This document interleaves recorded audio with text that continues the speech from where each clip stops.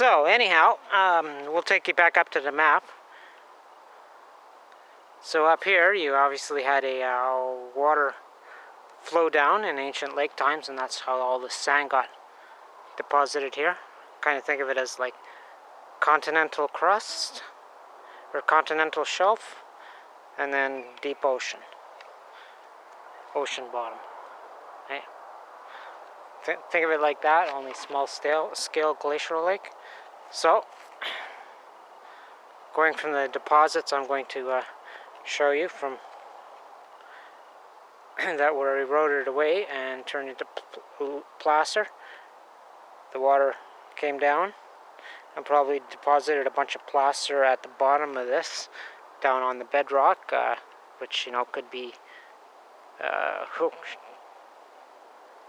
could be hundreds of feet down. I don't have that kind of data available at the moment.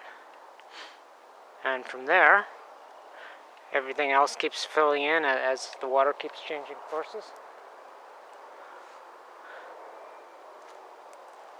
And then you have an alkali flat and the right chemistry, which changes as it fills in with swamp and organic. Was there trees here at one time? Probably, and that was probably logged off, and then an attempt to turn it back into pasture. So you've got lots of peat there, that's a fact, and organic, acidifying things, and that would basically act as a combine to keep dissolving the uranium placer, kind of like gold dust, only uranium, from way down and slowly leaching it up as this swamp area filled in.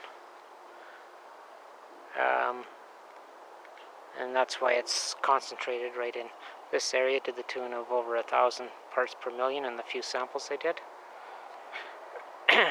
Where the artesian well came up. And of course that's not clean water, but that's like mineral water.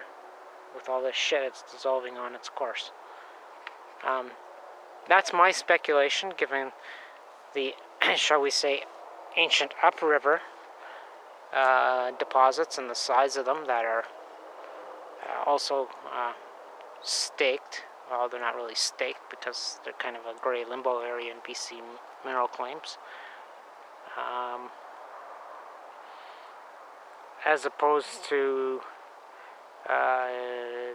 deep down faulting out of quartz veins and geothermal veins, bringing it all up.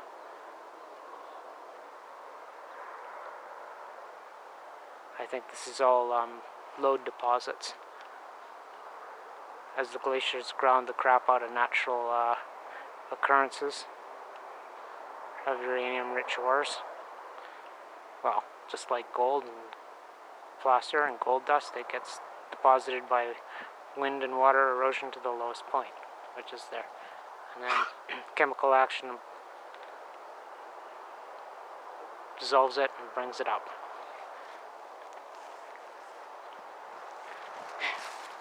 Does that help at all? Wildflower 54. Does that make any sense to you guys? We'll add some pictures here. Okay. Back to the Google Maps.